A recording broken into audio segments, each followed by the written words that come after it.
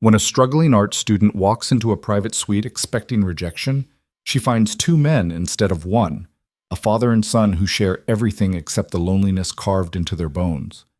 What begins as a calculated arrangement to silence scandal becomes a bond so fierce it threatens to destroy them all. Three people, one impossible love, and enemies closing in from every direction. Stay with me until the end. Hit that like button and drop your city in the comments so I can see how far this story travels. The elevator ride to the penthouse suite felt like descending into cold water. Naomi Vale watched the floor numbers climb, 23, 24, 25, and tried to keep her hands from shaking. Her portfolio bag weighed nothing. The borrowed dress she wore, dark blue and simple, felt like a costume. She'd spent the last of her money on cab fare because showing up sweaty from the bus wasn't an option, not for this. The Duca family didn't meet with people like her. Everyone knew that. The elevator chimed. The doors slid open onto a hallway that smelled like leather and something faintly citrus. Naomi stepped out, her cheap heels too loud against marble, and found herself facing a single door at the end of the hall.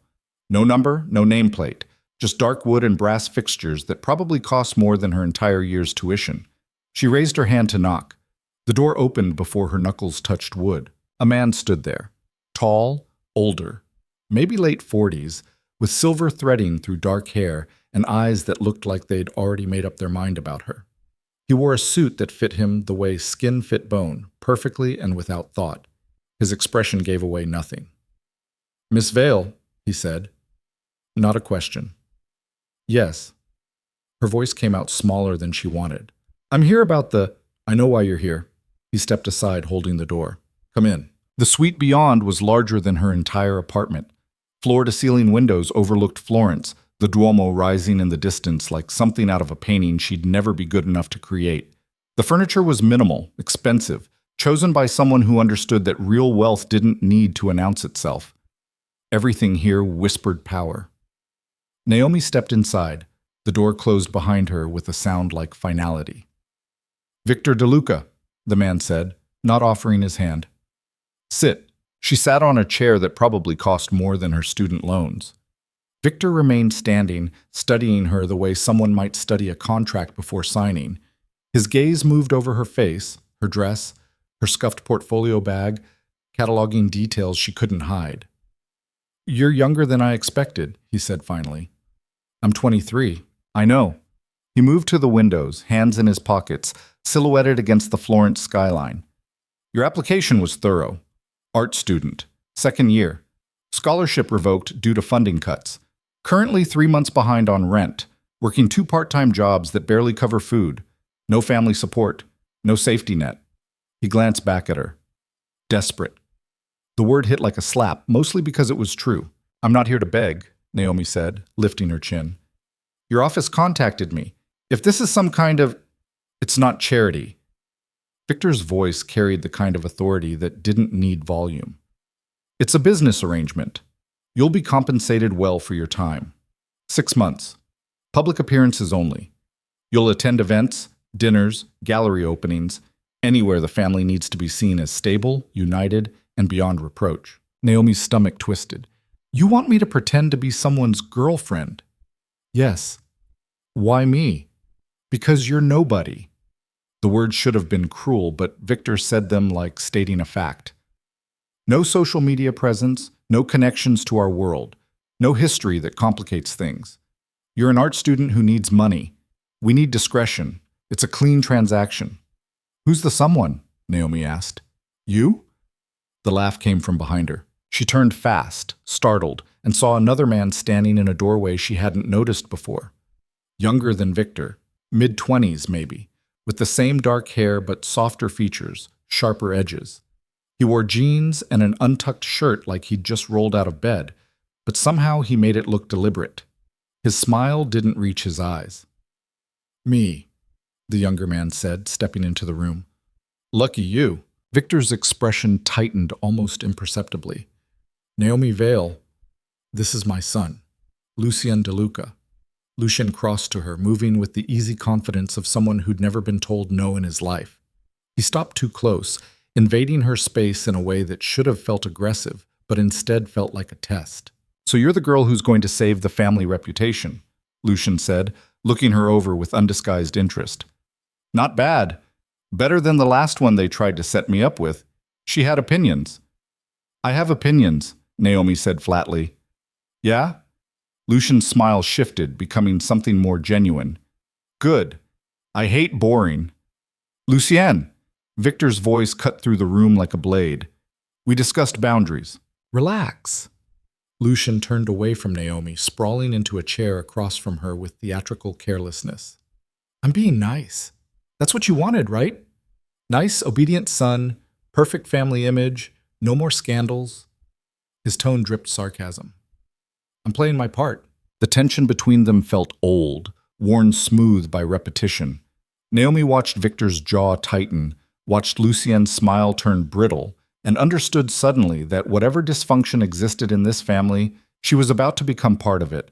"The arrangement is straightforward," Victor said, refocusing on her. "You'll attend events with Lucian. You'll be photographed together. You'll appear affectionate but appropriate. In exchange, you'll receive 20,000 euros per month plus expenses. At the end of 6 months, you'll sign an NDA, accept a severance payment, and we'll part ways cleanly." 20,000 euros. Naomi's mind went blank. That was more than she'd make in a year at both her jobs combined. That was rent, tuition, food, supplies, and actual breathing room. That was salvation. "What's the catch?" she asked. "Smart girl," Lucian murmured. Victor ignored him. "The catch is that you become part of this family's public image. That means every move you make reflects on us. You'll be scrutinized, photographed, discussed. Your past will be investigated. Your friends will be questioned. If you have secrets, they'll surface." "I don't have secrets," Naomi said. "I don't have anything." "Everyone has something." Victor's gaze didn't waver. "The question is whether you can handle what comes with stepping into our world, even temporarily." Naomi looked between the two men. Victor, standing rigid and controlled by the windows, every inch of him screaming discipline and power. Lucien slouched in his chair with deliberate casualness, watching her like she was the most interesting thing that had happened to him in months. Father and son. Both looking at her like she was a problem to be solved, a gap to be filled, a tool to be used. She should walk away.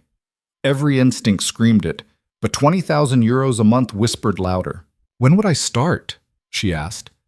Something flickered in Victor's expression, approval maybe, or relief. "Tonight. There's a gallery opening.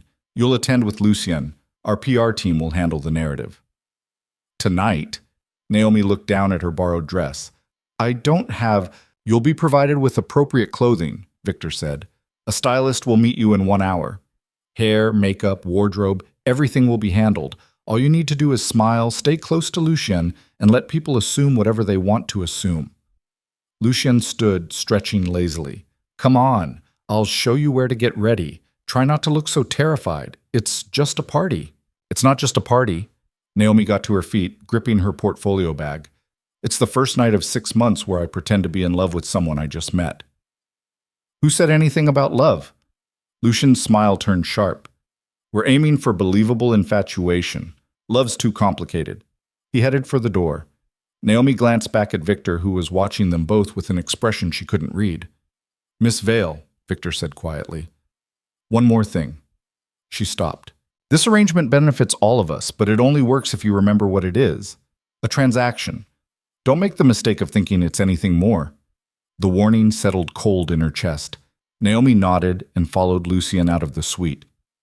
The preparation room turned out to be another apartment entirely, this one filled with racks of clothing, mirrors, and a team of people who descended on Naomi like she was a project to be fixed.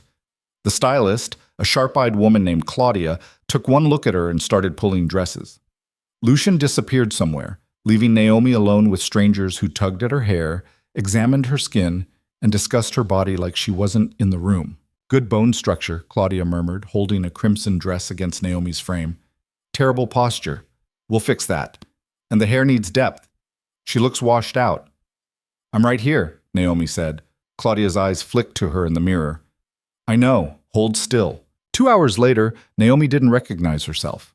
The The dress was deep emerald, fitted through the bodice and flowing at the hips, elegant without being showy. Her dark hair had been styled into soft waves, her makeup subtle but transformative. She looked expensive, polished, like someone who belonged at a Duca event. She looked like a stranger. Better, Claudia said, circling her with critical assessment. You'll do. Remember, chin up, shoulders back, and for the love of everything, smile like you're actually happy to be there. I'm being paid to be there, Naomi muttered. Happiness wasn't in the contract. Claudia's smile was thin. Fake it anyway. That's what everyone else does. Lucian reappeared as Claudia was packing up, now dressed in a dark suit that made him look older, more serious. He stopped when he saw Naomi, his expression shifting into something unreadable. Well, he said slowly, that's going to cause problems. What kind of problems? The kind where people actually believe this. Lucian moved closer, adjusting the collar of his jacket. You clean up well, scholarship girl. Don't call me that. Why not? It's what you are. But his tone wasn't cruel, just matter of fact. Come on. Car's waiting. The gallery opening was exactly what Naomi expected and nothing like she was prepared for. The moment they stepped out of the black car, cameras flashed. Voices shouted Lucian's name. People pressed close, held back by velvet ropes and security, all of them wanting a piece of him. Lucien's hand found the small of her back, warm and proprietary. Smile, he murmured against her ear. And stay close. They'll eat you alive if you look weak.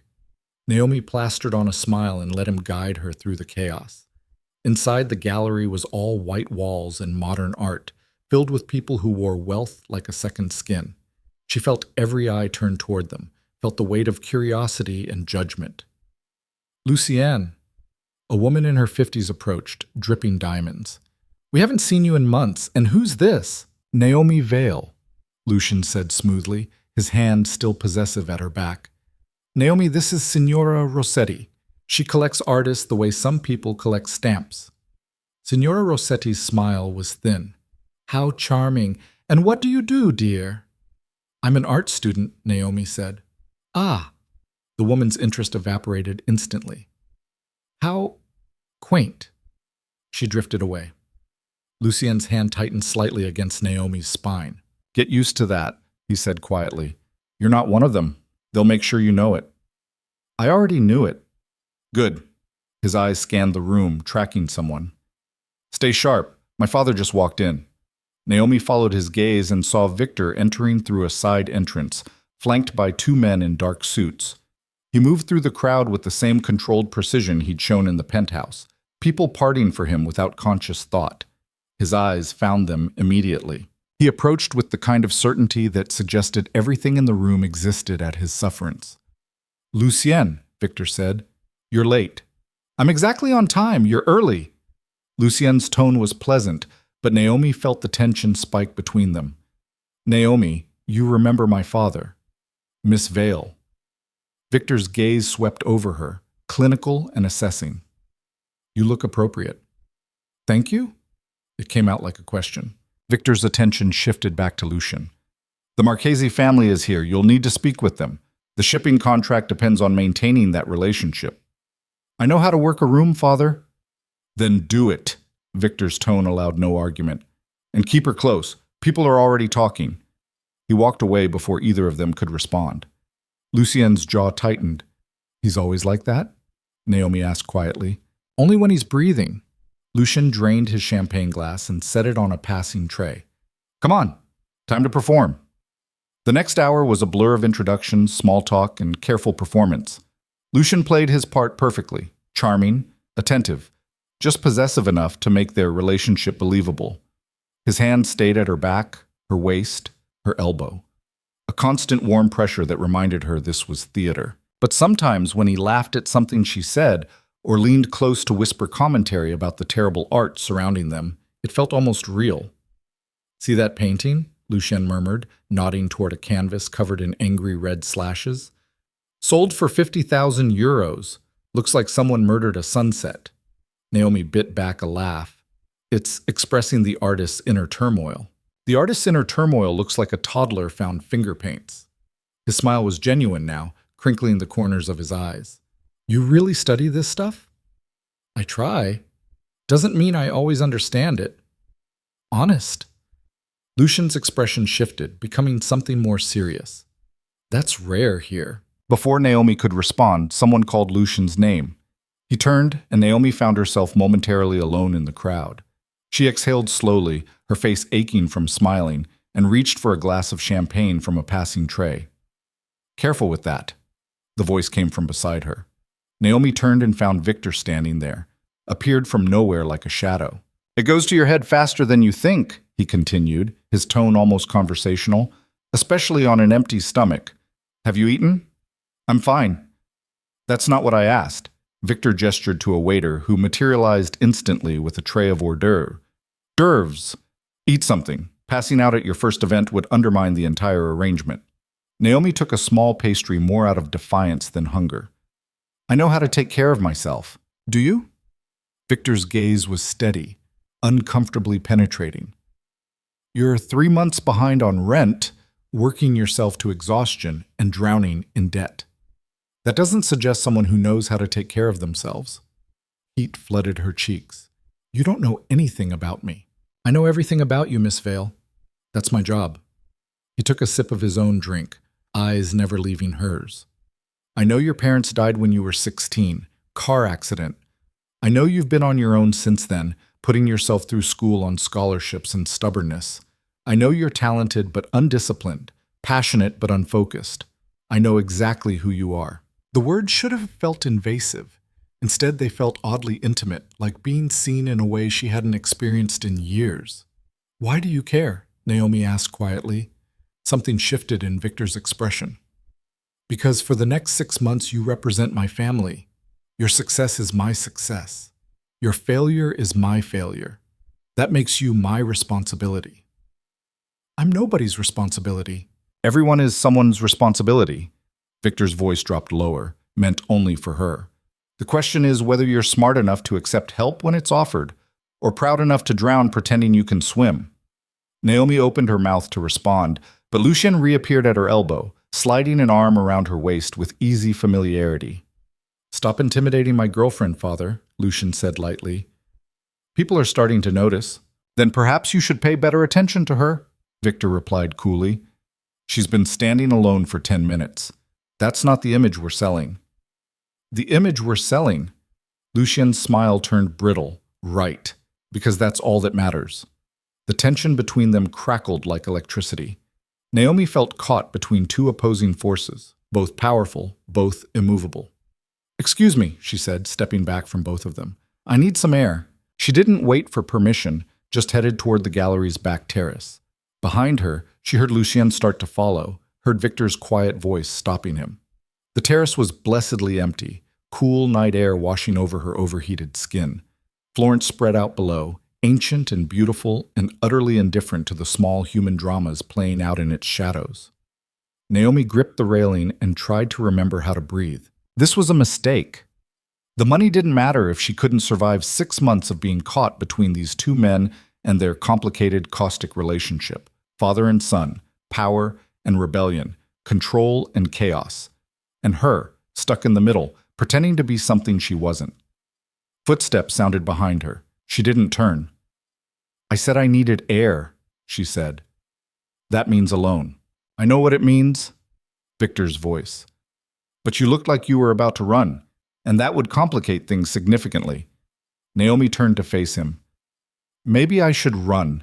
Maybe this whole thing is insane. It is insane, Victor agreed. But you're here anyway. Why? Money. Money's never just money. He moved to stand beside her at the railing, close but not touching. It's freedom, security, the ability to stop being afraid of the next crisis. That's what you really want, isn't it? Not the money itself, but what it represents. Naomi's throat tightened. You don't get to analyze me. I'm not analyzing, I'm recognizing. Victor's gaze stayed on the skyline. I know what it's like to be desperate, to feel like you're drowning and everyone around you is standing on solid ground, watching. I built everything I have from that feeling. Then you know why I can't walk away. I do. He finally looked at her, and something in his expression made her breath catch. But I also know that money isn't enough if you destroy yourself earning it. So I'll make you a deal, Miss Vale. Another deal? A better one. Victor's voice was quiet, almost gentle. You honor the contract. You play the part. But you also eat properly, sleep adequately, and tell me immediately if any part of this becomes unbearable. In exchange, I'll make sure you survive the next 6 months intact, financially, professionally, and personally. Why would you do that? Because contrary to what my son believes, I'm not entirely heartless. A faint smile touched Victor's mouth. And because I suspect you're more than you appear to be, Miss Vale, I'd prefer not to waste that. The moment stretched between them, strange and weighted with something Naomi couldn't name. Then Victor stepped back, the distance between them becoming formal again. Come inside, he said. Lucien's sulking, and that never helps anyone. They returned to find Lucien exactly where they'd left him, radiating irritation. His expression shifted when he saw them together, something complicated flashing across his features. Feel better? He asked Naomi, tone clipped. Yes. Good. He held out his hand. Dance with me. Apparently that's what couples do at these things. Naomi took his hand and let him lead her to where other couples swayed to soft music. Lucien pulled her close, one hand at her waist, the other holding hers with more gentleness than she expected. Sorry, he muttered as they moved. For earlier. For being an asshole. You weren't an asshole. I was absolutely an asshole. Lucien's smile was self-deprecating. I'm good at it. Had excellent teachers. Your father? Among others. His eyes found Victor across the room, watching them with that same unreadable expression. He means well. He's just incapable of expressing it like a normal human being. He offered to help me, Naomi said quietly. Not just with the arrangement, with everything. Lucien's hand tightened slightly at her waist. Of course he did. That's what he does. Finds people's weaknesses and makes himself indispensable. He paused. I'm not saying that to scare you. I'm saying it so you understand what you're dealing with. My father doesn't do anything without a reason. What's his reason with me? I don't know yet. Lucien spun her gently, pulling her back against him. But I'll figure it out. I always do. The song ended. Applause rippled through the gallery. Lucien stepped back, his public smile sliding back into place. One event down, he said. Only about 50 more to go. Think you can handle it? Naomi looked across the room at Victor, who was speaking with a group of older men, but whose attention seemed split, part of him still tracking her and Lucien. Then she looked at Lucien himself, charming and damaged and playing a part he'd been forced into. 2 men, one impossible situation. 6 months.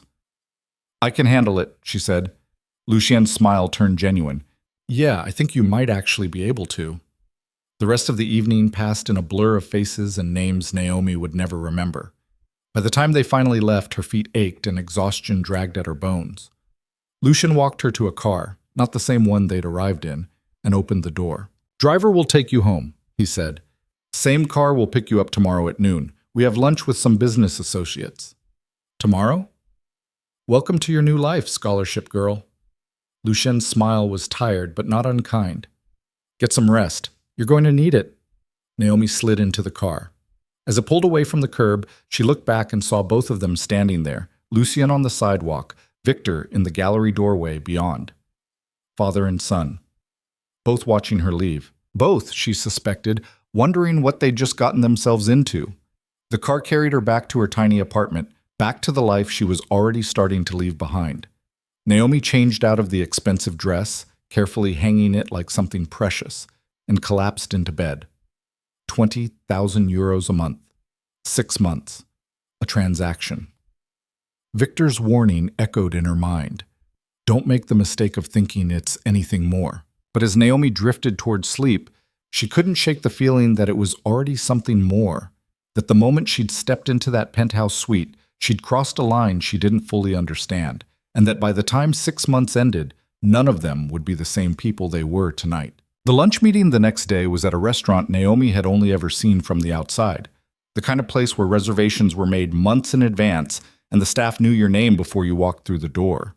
She arrived in the same black car, wearing another dress that had appeared at her apartment that morning in a garment bag with no note, no explanation, just the assumption that she'd wear what she was told. The dress fit perfectly. That bothered her more than she wanted to admit. Lucien was already seated when she arrived, looking rumpled and irritated in a way that suggested he'd slept poorly. He stood when he saw her, the gesture automatic, bred into him by years of expensive manners. "You look tired," Naomi said, sliding into the chair across from him. "Observant," Lucien signaled the waiter. "Espresso, double, and whatever she wants." "Just water." The waiter disappeared. Lucien leaned back, studying her with bloodshot eyes. "Did you sleep?" "Eventually." "Liar." But he smiled slightly. "Me neither. Kept thinking about how insane this whole thing is. You, me, 6 months of pretending. Then I remembered the alternative and decided insane was better." "What's the alternative?" "My father picked someone for me. Someone from the right family, with the right connections, and absolutely no personality whatsoever." Lucien's expression turned bitter. "At least with you, I can have a conversation that doesn't make me want to walk into traffic." "That's a low bar." "You'd be surprised how many people can't clear it." The espresso arrived. Lucien drank it like medicine, grimacing. Naomi watched him, this man she was supposed to pretend to love, and tried to find something to hold on to. He was handsome in an obvious way, all sharp lines and brooding intensity. But there was something fragile underneath, visible in the way his hands shook slightly around the cup, the way his eyes kept darting to the door like he was planning an escape route. "The business associates," Naomi said. "What do I need to know?" "They're old, they're boring, and they think women should smile and stay quiet." Lucien's smile was sharp. "So do the opposite and watch them squirm. I find it entertaining." "Your father won't find it entertaining." "My father isn't here." Lucien set down his cup. "He's handling something else, which means today you get just me. Lucky you." The associates arrived 15 minutes later, 3 men in their 60s, all of them wearing suits that cost more than Naomi's entire wardrobe. They greeted Lucien with the kind of cautious warmth reserved for unstable explosives, then turned their attention to Naomi. "And this must be the young lady we've heard about," the tallest one said, his smile not reaching his eyes. Lucien's new interest. "Naomi Vale," she said, offering her hand. He shook it limply. "Charming. And what is it you do, Miss Vale?" "I'm studying art." "Ah, a student." The dismissal in his tone was immediate. "How refreshing." Lunch was exactly as unbearable as Lucien had predicted. The men talked around her, occasionally directing questions her way that were designed to make her feel small. Where did she grow up? What did her parents do? Had she traveled much? Naomi answered honestly, watching their interest evaporate with each response. No prestigious family. No connections. No value to them beyond whatever she represented to Lucien. Halfway through the meal, Lucien's hand found hers under the table. The touch was warm, grounding, and entirely for her benefit rather than theirs. "Naomi's talented," Lucien said, interrupting a story about yacht racing that no one cared about. "She's got a piece in a student exhibition next month. You should come." The men exchanged glances. "Perhaps," one said, in a tone that meant absolutely not. "I insist." Lucien's smile turned dangerous. "My father would appreciate the gesture. He's very interested in supporting emerging artists. Isn't that right, Naomi?" It was a lie, but Naomi played along. "He's been very encouraging." "Well then," the tall one forced a smile. "We'll make every effort to attend." The rest of the lunch passed in strained pleasantries. When it finally ended and the men left, Lucien slumped in his chair like a puppet with cut strings. "That was hell," he muttered. "They were awful. They're always awful, but they control shipping routes my father needs, so we smile and pretend they're not dinosaurs who think women peaked in the 1950s. Lucien looked at her, something almost apologetic in his expression. "Sorry you had to sit through that. It's what I'm being paid for." "Yeah, but still." He gestured to the waiter for the check. "You want to do something that doesn't make you want to die inside." "Like what?" "I don't know, something normal." Lucien stood, pulling out his wallet. "Have you seen the Boboli Gardens?" Naomi shook her head. She'd been in Florence for 2 years and had never been able to afford the entrance fee. "Come on, then." Lucien threw cash on the table without counting it. "Let's go look at old trees and pretend we're regular people for a few hours." The gardens were beautiful in a way that made Naomi's chest ache. They walked the paths in comfortable silence, Lucien's hands in his pockets, both of them grateful for the absence of cameras and expectations. Other tourists drifted past, completely uninterested in them. "This is nice," Naomi said finally. "Lying to old men about caring what they think or walking around looking at plants?" "The plants part," Lucian laughed, the sound genuine and surprised. "Yeah, the plants part is better." He stopped by a fountain staring at the water. "I used to come here as a kid. My mother would bring me when she needed to escape the house." "Where is she now?" "Dead." Lucian said it flatly, without emotion. 8 years ago, car accident. Naomi's stomach dropped. "I'm sorry." "Don't be. You didn't kill her." He picked up a pebble, tossing it into the fountain. "My father never talks about her, just keeps moving forward like she never existed. That's his thing, forward momentum. Never look back, never stop, never feel anything that might slow you down." That sounds exhausting. It is. For him and everyone around him. Lucy Zien glanced at her. "Your parents? The car accident? That's real?" "Yes." "Does it get easier?" Naomi considered lying, then decided he'd know. "No, you just get better at carrying it." Lucien nodded slowly. "That's what I thought." He started walking again, and Naomi fell into step beside him. "My father thinks I'm weak, undisciplined, wasting my potential." "Are you?" "Probably." His smile was self-deprecating. "But at least I'm honest about it." He's so busy being strong he forgot how to be human. They wandered for another hour, the conversation drifting between light and heavy, comfortable in its inconsistency. Naomi found herself liking Lucien more than she'd expected to. He was damaged and aware of it, sharp-edged but not cruel, lonely in a way that felt familiar. When they finally left the gardens, the sun was starting to set. Lucien walked her to the car, then hesitated before opening the door. "Thanks," he said. "For today. For not being completely awful to spend time with." "Back at you." His smile was small but real. "Same time tomorrow?" "Breakfast meeting. More terrible people who need to see us looking happy together." "Can't wait." "Liar." But he said it fondly.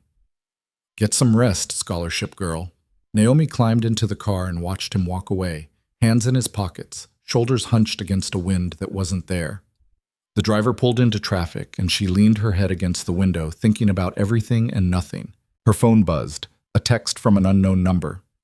"You did well today, both at lunch and after. V. Victor." Somehow he'd known about the gardens, about the hours she and Lucien had spent away from the schedule. Naomi stared at the message, unsure how to feel about being watched so carefully. "How did you know where we were?" she typed back. The response came immediately. "I know everything that concerns my family. Sleep well, Miss Vale." She should have found it creepy. Instead, it felt oddly protective, like someone was paying attention in a way no one had in years. Naomi pocketed her phone and closed her eyes, letting the city blur past outside. The next week fell into a rhythm that felt both natural and surreal. Breakfast meetings, lunch events, dinner parties. Naomi appeared at Lucian's side, played her part, and collected more expensive clothing than she knew what to do with. The money appeared in her account exactly when promised. Her landlord stopped leaving threatening notes. She bought groceries without checking prices. It should have felt like victory. Instead, it felt like standing on ice that might crack at any moment. Victor appeared at irregular intervals, always unexpected, always watching. Sometimes he'd pull her aside at events to ask how she was managing, his questions direct and uncomfortably perceptive. Other times he'd simply nod from across a room, acknowledging her presence before disappearing into whatever empire-building conversation demanded his attention. Naomi couldn't figure him out. Lucien was easy, all his damage visible on the surface, his loneliness obvious to anyone who bothered to look. But Victor was layers of control and calculation, revealing nothing except when he chose to. 3 weeks in, everything shifted. It started at a charity dinner, one of those events where wealthy people paid thousands of euros to feel good about themselves for a few hours. Naomi wore a dress the color of midnight and let Lucien guide her through the crowd, his hand warm and familiar at her waist now. They were good at this. The performance had become second nature. Lucien would lean close to whisper commentary that made her laugh. She'd touch his arm, his shoulder, his face, small gestures that read as affection to everyone watching. Sometimes it was hard to remember where the performance ended and something real began. "See the woman in red," Lucian murmured against her ear. "That's Katerina Volkov. She's been trying to get my father's attention for 6 months. Watch what happens when she sees you." Naomi glanced over. Katerina was beautiful in a calculated way, all sharp angles and expensive surgery. She was also staring directly at them with undisguised hostility. "She looks like she wants to murder me," Naomi said. "Probably does. You're in her way."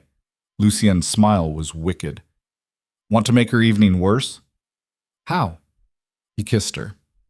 It wasn't their first kiss. They'd shared a few chaste ones for cameras, but this was different. Lucien's hand came up to cup her face, his mouth moving against hers with deliberate slowness, and for a moment Naomi forgot they were performing. Her hands found his shoulders, gripping fabric, and she kissed him back without thinking. When they broke apart, Lucien's eyes were dark and surprised. "Sorry," he said quietly. "That was effective." Naomi's voice came out steadier than she felt. "Katerina looks furious." "Right. Yeah." Lucian stepped back, running a hand through his hair. "For show." "For show," Naomi agreed. But something had shifted between them, fragile and undeniable. They moved through the rest of the evening carefully, not touching as much, both of them unsettled. Victor found her during dessert. "Walk with me," he said, not asking. They stepped out onto a balcony overlooking Florence. The night was cool, stars visible despite the city lights. Victor stood at the railing, silent for a long moment. "You're doing better than I expected," he said finally. "Thanks, I think." It wasn't a compliment, just an observation. He glanced at her. "But you've adapted quickly. Learned the rules. That takes intelligence. Or desperation. Sometimes they're the same thing." Victor's gaze returned to the skyline. "My son is getting attached to you." Naomi's stomach clenched. "It's just an act. For you, perhaps. For Lucien?" Victor shook his head slightly. "He's never been good at separating performance from reality. He feels things too deeply, trusts too easily. It makes him vulnerable. I'm not trying to hurt him." "I know, but you will anyway. That's the nature of this arrangement." Victor turned to face her fully. "In 3 months, you'll take your money and leave. Lucien will pretend he's fine, and I'll pick up the pieces like I always do. I'm simply preparing for that inevitability." "You could end it now," Naomi said. "If you think it's going to hurt him, just end it." "And what would you do? Go back to being 3 months behind on rent, working yourself to exhaustion?" Victor's voice was quiet but sharp. "We made an agreement, Miss Vale. I honor my agreements." "Even when they damage your son?" Something flickered in Victor's expression. Surprise, maybe, or reluctant approval. "You're more perceptive than I gave you credit for." He moved closer, close enough that she could see the silver at his temples, the fine lines around his eyes. "Let me be clear. I don't regret bringing you into this arrangement. You've been exactly what we needed. Professional, discreet, convincing. But don't mistake my satisfaction for blindness. I see what's happening between you and Lucien, and I'm telling you now, when this ends, it ends cleanly. No dramatics, no drawn-out goodbyes, no promises of staying in touch. You're asking me to be cruel. I'm asking you to be kind." Victor's eyes held hers. "The cruelest thing you could do is give him hope that this could be something more. Because it can't. Our worlds don't work that way." "Your world," Naomi corrected. "Not mine. For now, they're the same thing." He stepped back, the distance between them becoming formal again. "Finish your dessert. We have another hour before we can leave without causing talk." He walked away, leaving Naomi alone on the balcony with the cold realization that Victor saw everything, including things she hadn't fully admitted to herself yet. She was starting to care about Lucien, not just as a job, but as a person, as someone who made her laugh, who understood loneliness, who looked at her like she mattered. And that was dangerous. Naomi returned to the dinner, plastered on her smile, and played her part. But the performance felt heavier now, weighted with the knowledge that every moment of connection she built with Lucien was also a moment of inevitable pain. The next morning, Lucien picked her up himself instead of sending the car. He looked tired, his jaw unshaven, wearing jeans and a jacket that had seen better days. "No meetings today," he announced when she slid into the passenger seat. "I'm playing hooky. You're coming with me." "Where?" "Somewhere my father can't track us." He pulled into traffic with more aggression than necessary. I need a break from being the Duca heir, and you need a break from pretending to be in love with me. They drove for an hour, leaving Florence behind for winding roads and countryside that looked like something from a painting. Lucien didn't speak much, just drove with tense focus, his hands tight on the wheel. Finally, he pulled off onto a dirt road that led to an old farmhouse, clearly abandoned. Wildflowers grew between broken stones. The view stretched for miles. "What is this place?" Naomi asked. "Mine, technically." Lucien got out of the car. "My mother left it to me. My father doesn't know about it. Or if he does, he's never mentioned it." They walked to the edge of the property, where the ground dropped away to reveal valleys and distant mountains. The silence was absolute, broken only by wind and birds. Lucien sat down in the grass. After a moment, Naomi joined him. "I hate my life," he said conversationally. "Not all the time, but most of it. The meetings, the expectations, the constant performance. Being watched, judged, measured against some impossible standard my father set before I was born." He pulled up a blade of grass, tearing it into strips. "And the worst part is knowing I'm exactly what he thinks I am. Weak, unfocused, a disappointment wrapped in expensive clothes." "You're not weak," Naomi said. "You don't know that. I know you've survived this long in a world that wants to eat you alive. That's not weakness." Lucien looked at her, something raw and grateful in his expression. "That kiss last night, at the dinner." Naomi's heart kicked. "What about it?" "It wasn't just for show, not for me." His voice was quiet, almost defeated. "I know that's not part of the arrangement. I know in 3 months you're gone and this all ends. But I needed you to know that somewhere along the way, this stopped being an act." The honesty hit her like a physical blow. Naomi should have deflected, should have reminded him of the contract, of Victor's warning, of all the reasons this was a terrible idea. Instead, she said, "For me too." Lucien's eyes widened slightly. "Yeah?" "Yeah." Naomi looked out at the valley, unable to meet his gaze. "I don't know when it happened, but being with you doesn't feel like work anymore. It feels like the only real thing in my life right now." "That's a problem." "I know." They sat in silence, the weight of the confession settling between them. Finally, Lucien laughed, the sound bitter and helpless. "We're idiots," he said. "Complete idiots." "My father's going to kill me." "Probably." Lucien reached over and took her hand, lacing their fingers together. The touch was simple, unhurried, nothing like the calculated gestures they performed for cameras. "I don't want to stop seeing you when the 6 months are up," he said. "I don't want to stop seeing you either." "So what do we do?" Naomi had no answer. They sat there holding hands like teenagers, the impossible weight of their situation pressing down on them, neither one willing to let go. They stayed at the farmhouse until the sun started to set, talking about everything except the future. When they finally drove back to Florence, something between them had changed irrevocably. The shift didn't go unnoticed. Victor called her 2 days later, his voice clipped and businesslike. "My office, tomorrow morning, 9 o'clock. He hung up before she could respond. Naomi arrived exactly on time, her stomach churning with anxiety. Victor's office was in a building she'd never been to, all glass and steel and intimidating architecture. His assistant waved her through without a word. Victor sat behind a desk that looked like it cost more than most cars, reviewing documents with focused intensity. He didn't look up when she entered. "Sit," he said. Naomi sat. Victor continued reading for another full minute, a power play so obvious it was almost funny. Finally, he set down the papers and looked at her with eyes that missed nothing. "You're sleeping with my son," he said. "No." The word came out too fast. "We haven't—" "Don't insult my intelligence." Victor's tone was ice. "I didn't say you were having sex. I said you're sleeping with him, emotionally. You've crossed the line from performance to genuine attachment, both of you." Naomi's hands clenched in her lap. "That wasn't the plan." "No, it wasn't." Victor stood, moving to the window. "I warned you this would happen. I specifically told you to maintain boundaries." "I tried. Clearly not hard enough." He turned back to her. "Here's what's going to happen. You're going to finish the remaining 3 months of your contract exactly as agreed. You will maintain the professional distance this arrangement requires. And when it ends, you will walk away without looking back." "And if I don't?" Then I will make your life extremely difficult. Victor's voice was calm, which somehow made the threat worse. I can destroy your credit, blacklist you from every gallery and institution in Europe, ensure you never work in this city again. I can make you disappear, Miss Vale. Not physically. I'm not a monster. But professionally, financially, socially, you'll cease to exist in any meaningful way. Fear and fury warred in Naomi's chest. You can't control who your son cares about.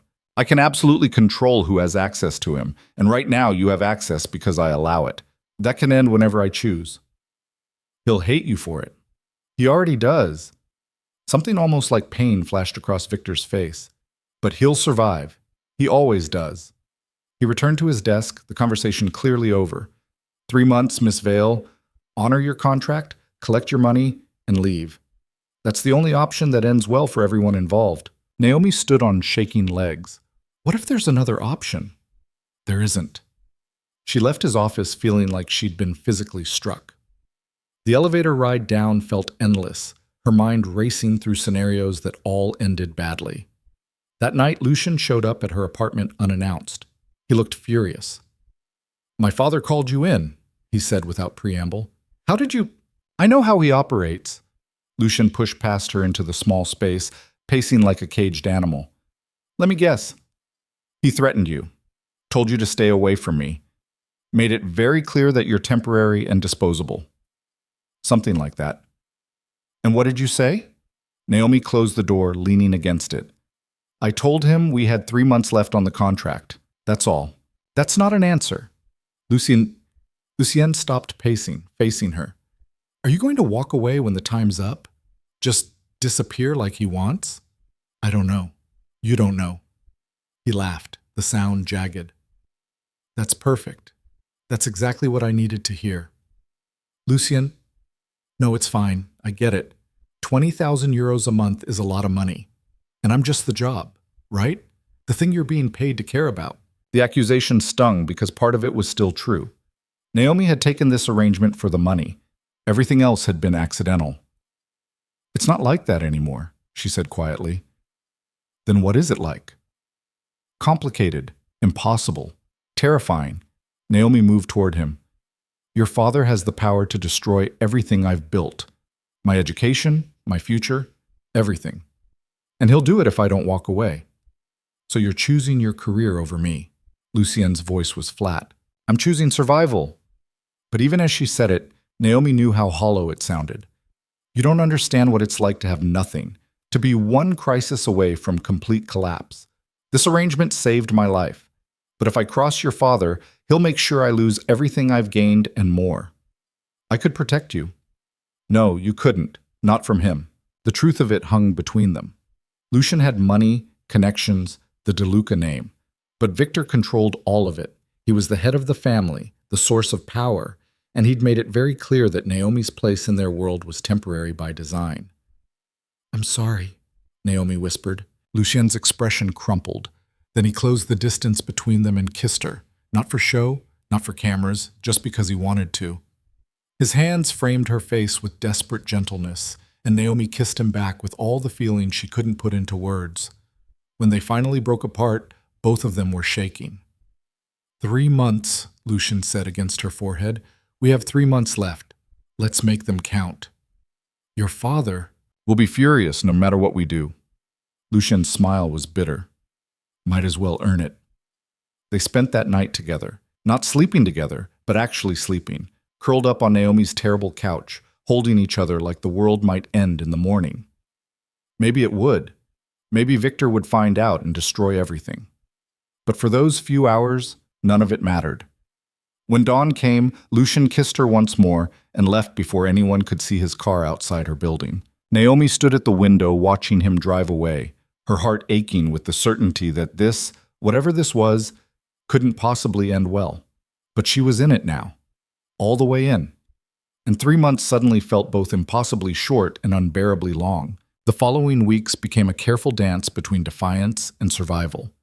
Naomi and Lucian continued their public appearances with the same polished performance, but behind closed doors something genuine and fragile had taken root.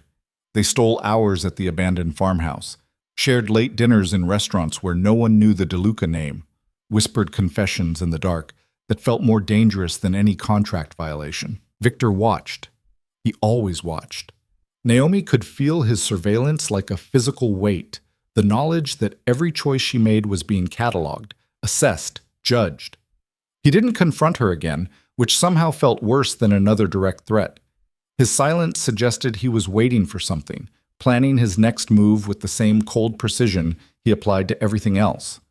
A month before the contract's end, everything began unraveling in ways none of them anticipated. It started with a phone call at 2 a.m. Naomi woke to the buzzing of her phone, Lucian's name on the screen. She answered immediately, heart already racing. "I need you." His voice was rough, wrong. "Can you come?" "Where are you?" He gave her an address she didn't recognize. Naomi threw on clothes and called a cab, her mind spinning through worst-case scenarios. The address led to a quieter part of the city, residential and dark. She found Lucien sitting on the steps of a building she assumed was his head in his hands. "What happened?" Naomi sat beside him, her hand finding his back. "He's getting remarried." Lucien's laugh was brittle. "My father. He told me tonight over dinner like he was discussing a business merger. Some woman from Milan. Very appropriate, very connected, very exactly what a DeLuca wife should be." Naomi's stomach twisted. "I'm sorry." 8 years, Lucian said, lifting his head. His eyes were red. "My mother's been dead 8 years, and he's already replacing her. Like she was just another asset that depreciated over time. Maybe he's lonely." "He doesn't get lonely. He gets strategic." Lucien stood abruptly, pacing. "This is about appearances, about showing the world that he's moved on, that he's stable and proper, and exactly what everyone expects. Meanwhile, I'm supposed to smile and accept some stranger as family." "Have you met her?" "Once. She's fine, polished, educated, completely bloodless. They'll have a perfectly civil marriage where they discuss stock portfolios over breakfast and never actually touch each other." His voice cracked. "I don't want to end up like that. Cold and controlled and pretending that's enough." Naomi stood, catching his hands. "You won't." "How do you know?" "Because you feel things. Too much maybe, but at least you feel them. That's not weakness, Lucian. That's the only thing keeping you human." He pulled her into his arms, holding tight like she might disappear. They stood there in the dark street, two people clinging to each other against a world that wanted to reshape them into something acceptable and empty. "Come inside," Lucien said finally. "I don't want to be alone tonight." His apartment was surprisingly modest for someone with his wealth. High ceilings and good bones, but lived in rather than showroom perfect. Books stacked on surfaces, art that looked chosen for meaning rather than investment value. It felt more real than anything Naomi had seen in the DeLuca world. They ended up on his couch. Naomi curled against him, his arm around her shoulders. Neither spoke for a long time. "I don't want this to end," Lucian said quietly. "The contract, the arrangement, whatever we're calling it, when the 6 months are up, I want you to stay. Your father. I don't care what my father wants." But even as he said it, Naomi heard the uncertainty underneath. Lucien had spent his entire life trying to earn Victor's approval, rebelling against it, seeking it again in an endless cycle. The idea of openly defying him wasn't just difficult, it was identity-shattering. "We have a month left," Naomi said. "Let's get through that first." It wasn't a promise or a refusal, just a deferral of the impossible decision hanging over them both. Lucien kissed the top of her head and said nothing more. Naomi fell asleep there on his couch and woke to morning light and the smell of coffee. Lucien was in the kitchen, showered and dressed, looking more composed than he had the night before. "I have a meeting," he said, handing her a cup. "But there's something tonight. A gala. Big one. My father's announcement about the engagement will probably leak by then, so expect questions." "Fun." "The absolute best." His smile was tired. "I'll pick you up at 7. Wear something that makes you look devastating. I want every person in that room to understand what they can't have." The possessiveness in his tone should have bothered her. Instead, it sent warmth through her chest. "I'll do my best." He kissed her before leaving, slow and thorough, a kiss that felt like a claim and a promise wrapped together. When the door closed behind him, Naomi stood in his kitchen drinking expensive coffee and trying not to think about how badly she wanted this life to be real. The gala that night was even more opulent than usual. The venue was a restored palazzo, all frescoed ceilings and marble columns. The guest list read like a directory of European wealth and power. Naomi wore a dress the color of smoke, fitted and elegant, her hair swept up to expose her neck. Lucien's eyes went dark when he saw her. "Devastating," he said quietly. "Mission accomplished." They entered together, his hand at the small of her back, both of them braced for the attention that would follow. Whispers tracked their movement through the crowd. Naomi caught fragments of conversation, speculation about Lucien's sudden devotion to this nobody art student, questions about whether the Duca heir had finally settled down, pointed observations about how different she was from the polished socialites he usually dated. She kept her chin up and her expression serene, playing the part she'd been hired for, even though it no longer felt like a part at all. Victor arrived late, as he always did, commanding attention without trying. But he wasn't alone. The woman beside him was beautiful in a calculated way, mid-40s, impeccably dressed, wearing a diamond that caught the light like a warning. She held Victor's arm with practiced ease, smiling at people with empty warmth. "That's her," Lucien muttered. "Isabella Marchetti, future Mrs. DeLuca." Naomi studied the woman, trying to find something to dislike. But Isabella was simply neutral. A perfect accessory for a man who'd turned his life into a series of strategic moves. Victor's eyes found them across the room. He said something to Isabella, then made his way toward them with deliberate purpose. Isabella followed, her smile never wavering. "Lucien," Victor said when he reached them. "Naomi." The use of her first name felt significant, though Naomi couldn't say why. "Father," Lucien's tone was carefully neutral. "Congratulations on your engagement." "Thank you." Victor gestured to the woman beside him. "Isabella, this is my son Lucien, and his companion, Naomi Vale." Companion. Not girlfriend, not partner. The word choice was pointed. "Lovely to meet you both," Isabella said, her voice cultured and pleasant. "Victor speaks highly of you, Lucien." "Does he?" Lucien's smile was sharp. "That's news to me." An awkward silence settled over the group. Isabella's smile flickered but held. Victor's expression remained unreadable. "We should speak," Victor said to Lucien. "Privately. There are details about the wedding that require your input." "I'm sure Isabella can handle the details," Lucien replied. "She seems very capable." "Lucien," Victor's voice dropped, carrying warning. "Now." Lucien's jaw tightened, but he excused himself and followed Victor toward a quieter corner. Naomi was left standing with Isabella, both of them suddenly aware of how little they had to say to each other. "So," Isabella said, her smile turning more genuine. "You're the student Victor mentioned. Art, correct?" "Yes." That must be refreshing for Lucien. His previous relationships were always so, she paused delicately, transactional. Naomi wasn't sure how to respond to that. "We enjoy each other's company. I can see that. He looks at you differently than I've seen him look at anyone." Isabella's gaze was assessing, but not unkind. "Victor worries about him, you know. He won't say it directly, but I can tell. He wants Lucien to be happy, even if he doesn't know how to show it." Victor has an interesting way of showing concern. Men like Victor don't know how to be vulnerable. They've spent their entire lives building walls, and by the time they realize what they've lost, it's too late to tear them down. Isabella glanced across the room to where Victor and Lucien were engaged in what looked like a tense conversation. "I'm not under any illusions about this marriage. Victor needs stability and I need security. It's a fair exchange, but I hope for both our sakes that he learns to let people in before he destroys every relationship that matters." The honesty was unexpected. Naomi studied Isabella with new eyes, seeing past the polish to something more real underneath. "Why are you telling me this?" Naomi asked.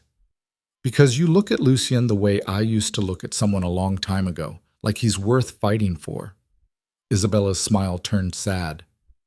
"Don't make the same mistake I did. Don't walk away from that because someone tells you it's the practical choice." Before Naomi could respond, Victor and Lucien returned. Lucien's expression was stormy, Victor's carefully blank. Whatever conversation they'd had, it hadn't gone well. "We should circulate," Victor said to Isabella. There are people expecting us. They left without further pleasantries. Lucien watched them go, his hands clenched at his sides. What did he say? Naomi asked quietly. The usual. I'm being reckless. You're a distraction. The contract ends in a month, and I need to accept that and move on. Lucien's voice was tight with controlled anger.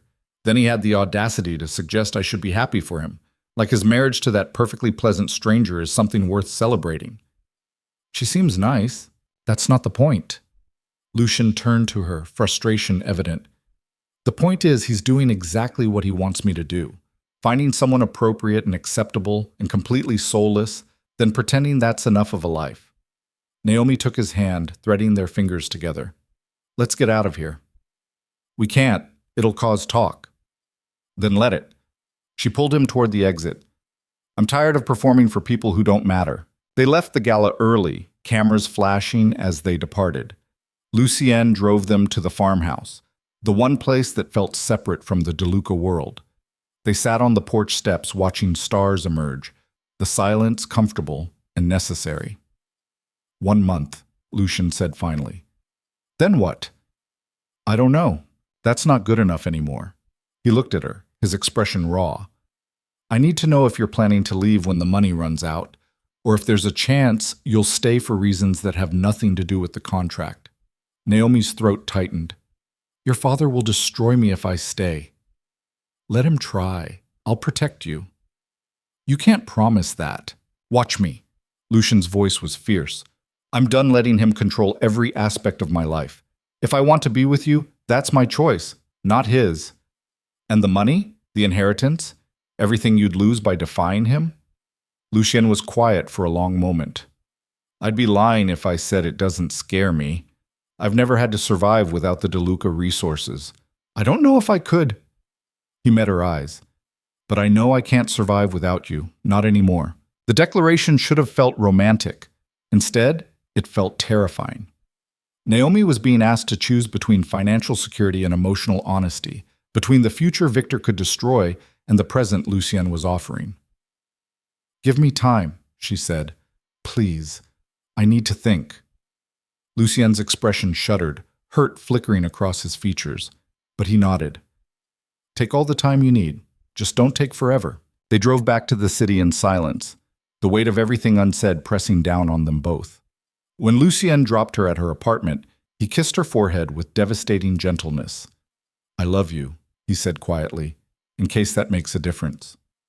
He drove away before she could respond, leaving Naomi standing on the sidewalk with her heart in her throat and no idea what to do with it.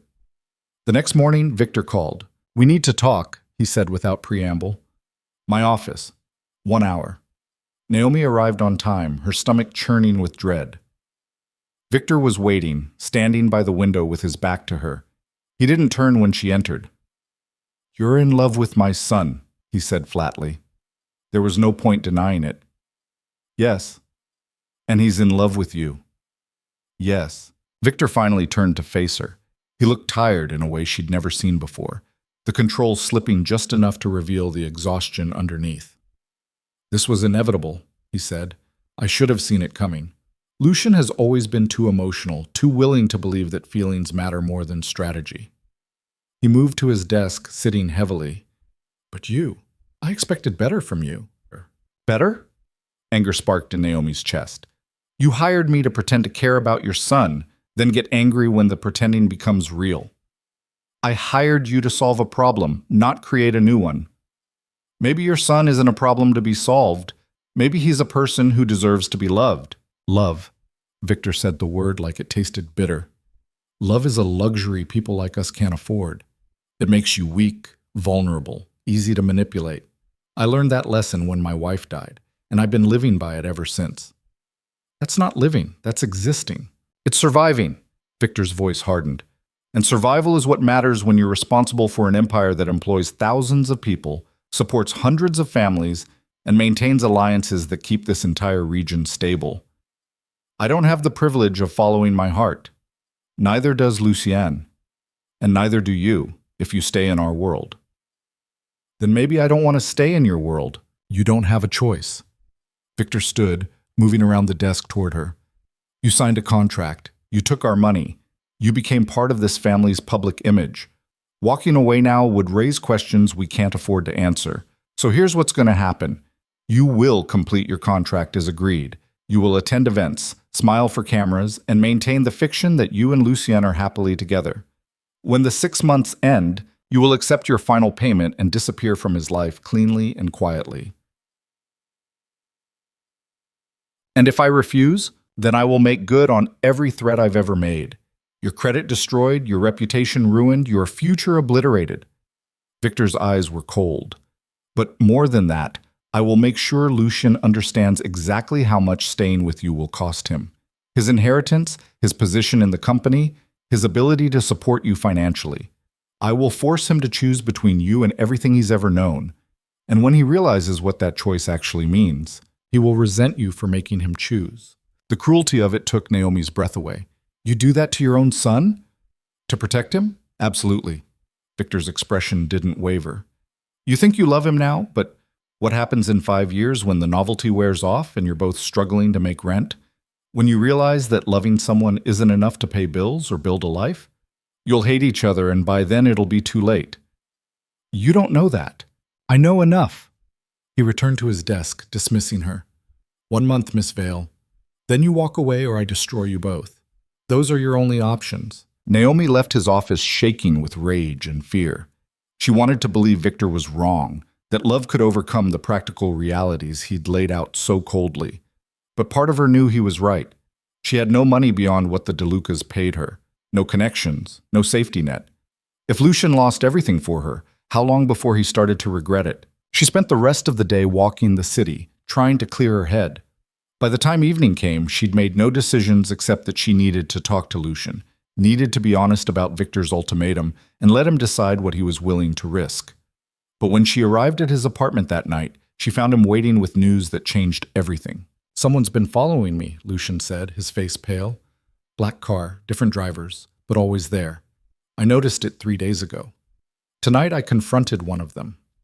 Naomi's blood went cold. What did they say? Nothing. Drove off the second I approached. Lucien's hands shook as he poured himself a drink. But I know what this is. My father's business isn't all legitimate. There are people who'd love to see the DeLuca family fall, who'd use anyone close to us as leverage. You think they're targeting me? I think you became visible the moment you started appearing at our events, and whoever's watching knows that you matter to me. He downed the drink in one swallow. I need to tell my father. This is serious. Lucien, I know you two aren't exactly friendly right now, but this isn't about your feelings or mine. If someone's targeting the family, he needs to know. Victor arrived within an hour, his expression grim. He listened to Lucien's account without interruption, then made several phone calls in rapid Italian. When he finished, his jaw was tight. Benedetti family, he said. They've been testing our territory for months. I'd hoped they'd have more sense than to involve civilians, but apparently not. What do we do? Lucien asked. Victor's eyes moved to Naomi, and she saw something unexpected there. Not anger or calculation, but genuine concern. She goes into protection immediately. No public appearances, no events, minimal contact with anyone outside our security network. For how long? Naomi's voice was steady despite the fear crawling up her spine. Until we resolve this. Could be days, could be weeks. Victor pulled out his phone. I have a property outside the city, secure, isolated. You'll stay there until it's safe. I have school, work. None of that matters if you're dead, Victor said bluntly. Pack a bag. You leave in 2 hours. The next hours passed in a blur. Naomi was driven to a villa in the countryside, surrounded by security personnel who were polite but firm. The property was beautiful and utterly isolated. No neighbors, no nearby roads, just acres of land and a house that felt more like a very comfortable prison. Lucien came with her, refusing to leave despite Victor's arguments. They spent that first night in separate rooms, the weight of the danger settling over them like a physical thing. In the morning, Naomi found Lucien on the terrace, staring out at nothing. This is my fault, he said when she joined him. You got pulled into this mess because of me. I got pulled into it because I needed money and signed a contract. This isn't on you. It is, though. He turned to her, his expression haunted. Everyone I care about gets hurt eventually. My mother died because she was with my father. Now you're in danger because you're with me. Maybe my father's right. Maybe love is too dangerous for people like us." Naomi grabbed his face, forcing him to look at her. "Don't do that. Don't let fear make you into him. What if he's right, though? What if the smart thing is to cut ties now before someone gets killed? Is that what you want?" Lucien's eyes filled. "No. But what I want doesn't seem to matter much these days." They stood there holding each other as the sun rose over the Tuscan hills, two people caught in circumstances far beyond their control, trying desperately to hold on to something real in a world built on transactions and threats. And somewhere back in Florence, Victor de Luca was making moves they couldn't see, protecting them in ways they'd never know, because despite everything he'd said about love being weakness, he understood something they didn't yet.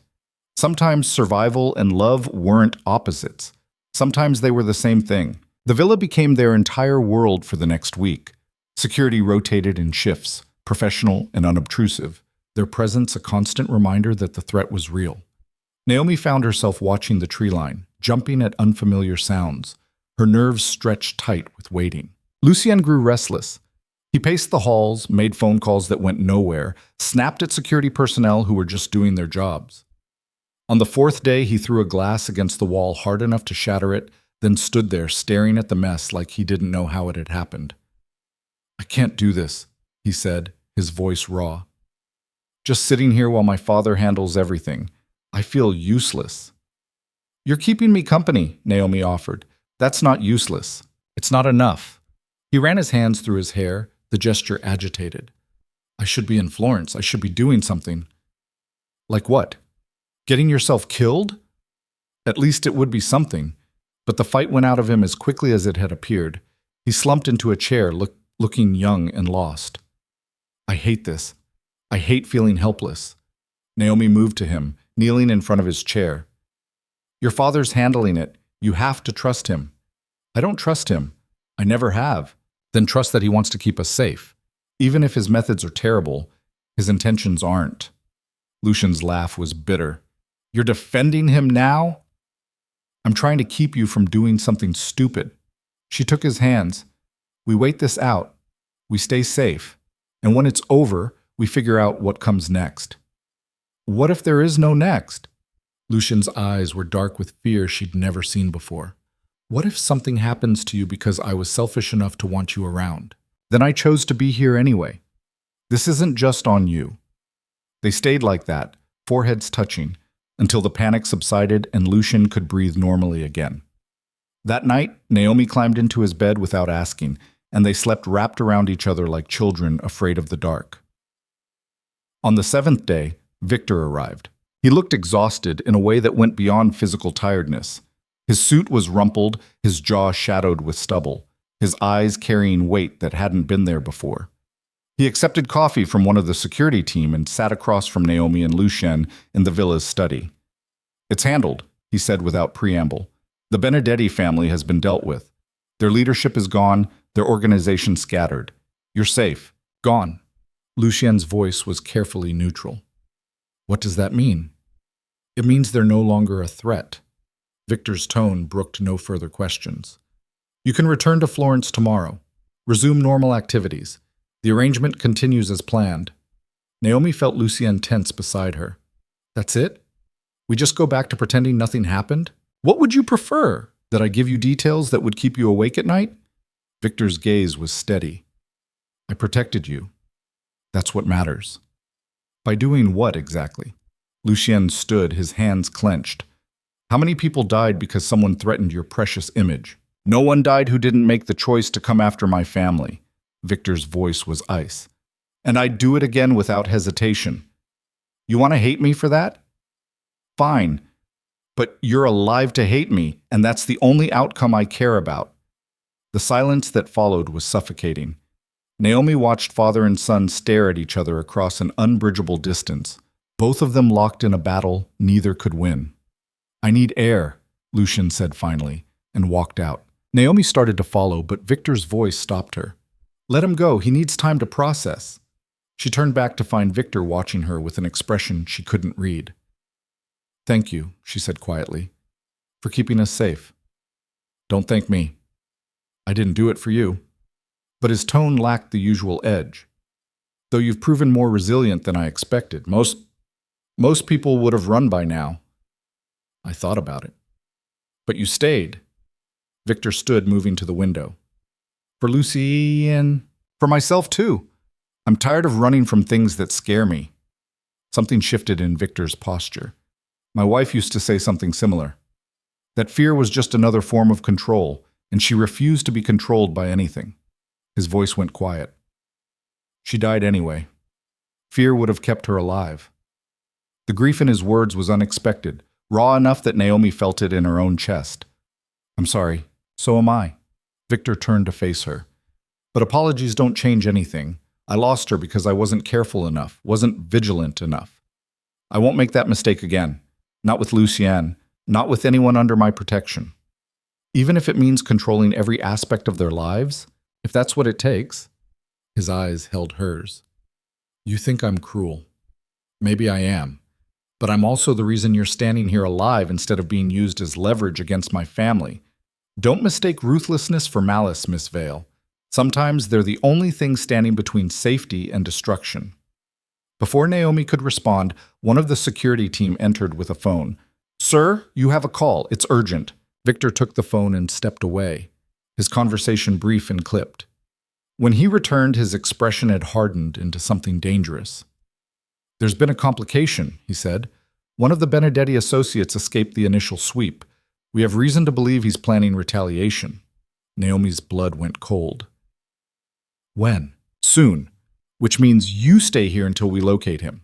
Victor's attention shifted to the security team. Double the perimeter watch. No one comes in or out without my explicit approval. What about Lucien? Naomi asked. He just went outside. Victor's jaw tightened. Find him. Now. The security team moved immediately, but Naomi was already out the door, her heart hammering. She found Lucien by the garden fountain, staring at the water with his hands in his pockets, completely unaware of the urgency crackling through the air. We need to go inside, she said, grabbing his arm. Right now. Why? What happened? Someone escaped. They might be coming here. Lucien's eyes widened. Naomi?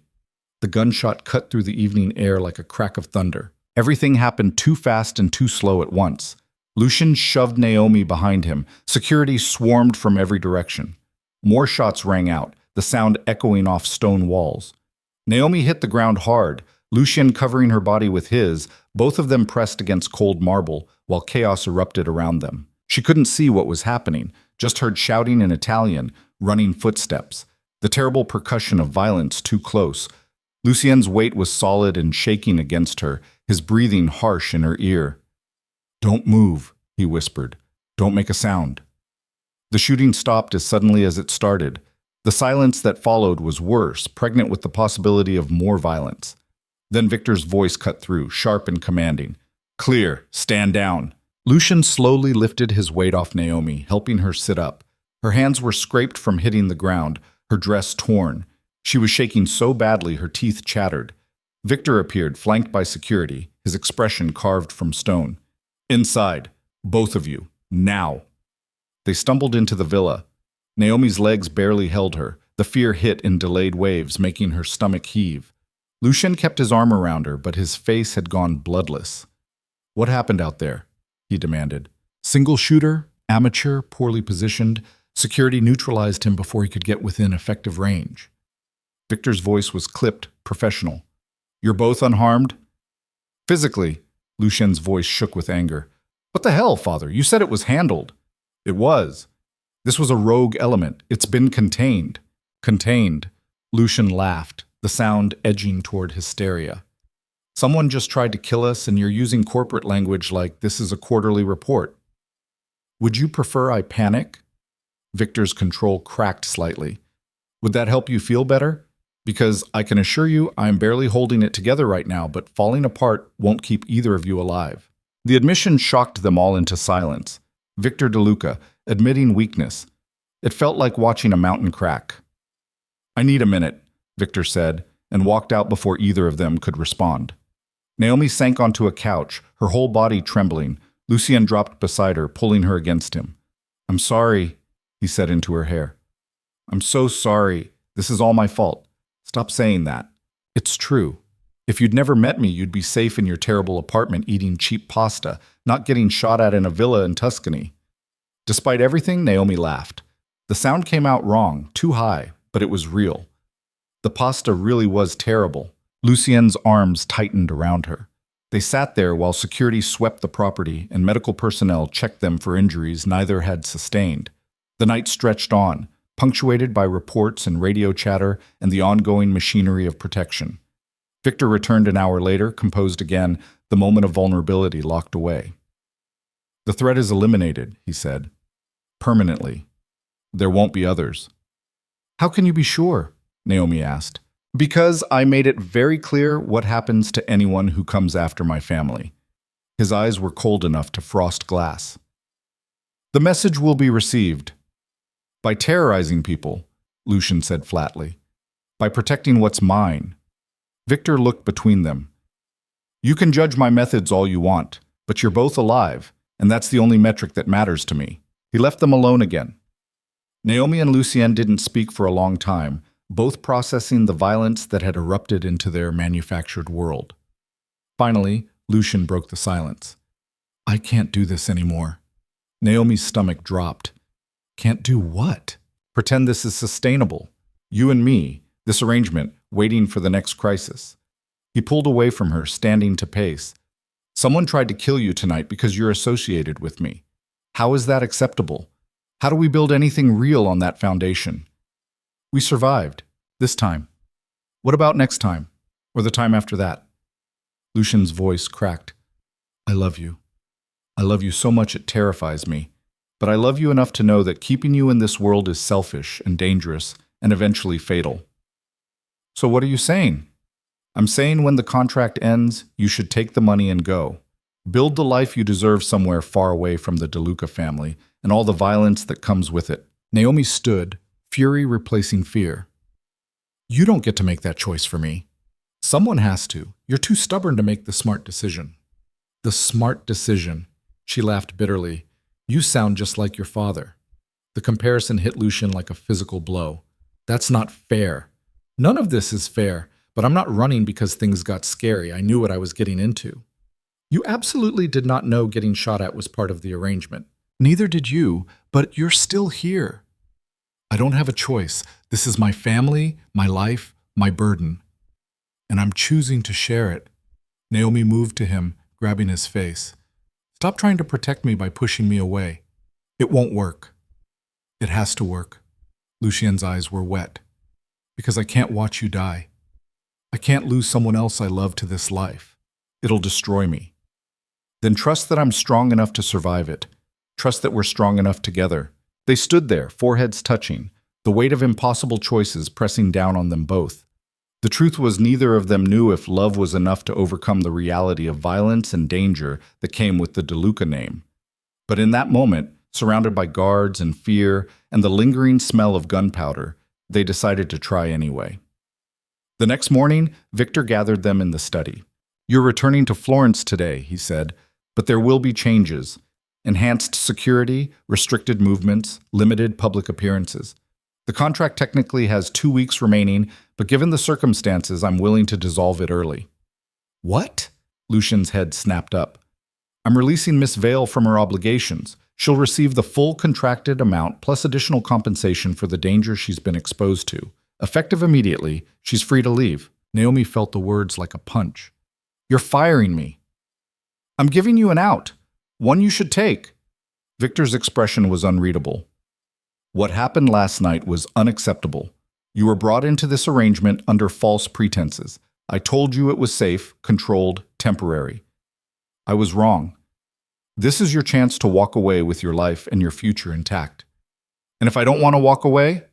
Victor's eyes sharpened. "Then you're a fool." "Father," Lucien started. "She deserves honesty," Victor cut him off. "Miss Vale, if you stay connected to this family, last night will happen again. Maybe not immediately, maybe not the same way, but violence finds us. It always has. Your presence here makes you a target, and I can't guarantee your safety indefinitely. The responsible thing is to sever ties now, before the next crisis." "The responsible thing," Naomi repeated. Or the thing that lets you maintain control. Something flickered in Victor's expression. Both can be true. What if I choose to stay anyway? What if Lucien and I decide we want to be together regardless of the risks? Then you'll do it without my approval or support. Victor's voice was flat. I won't watch my son destroy himself over someone who doesn't understand the cost of this life. I understand it better than you think.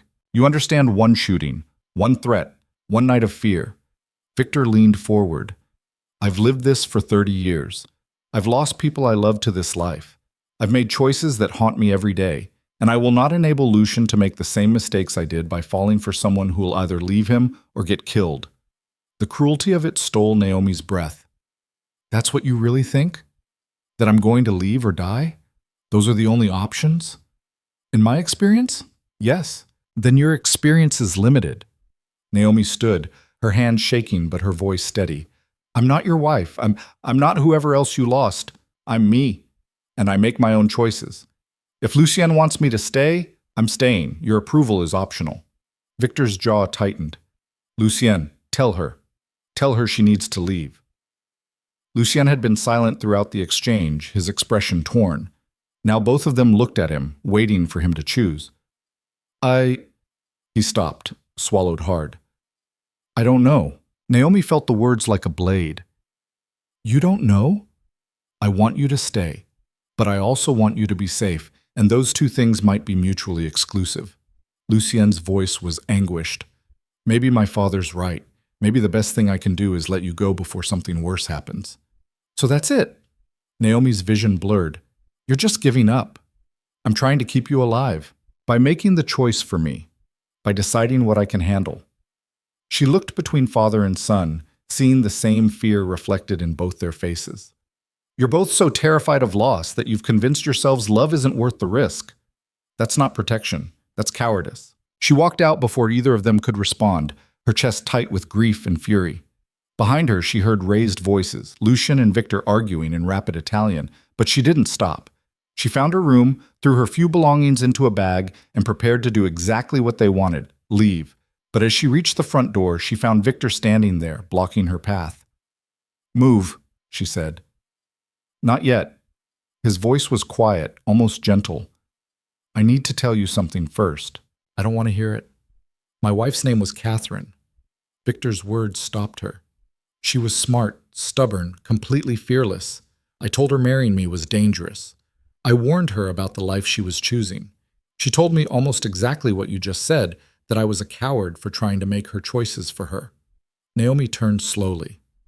Victor's expression was open in a way she'd never seen, grief written clearly across his features. She stayed, he continued. We had 10 years together, good years. And then someone used her to get to me, and she died because I wasn't fast enough, wasn't careful enough, wasn't ruthless enough to prevent it. His voice broke slightly. I blamed myself for years, still do, because she was right. I was a coward, but she was also wrong. Love wasn't enough to save her. I'm sorry, Naomi whispered. I don't want your pity. I want you to understand why I'm doing this. Victor moved closer. When I look at you and Lucien, I see Catherine and myself. The same stubborn hope, the same refusal to accept reality.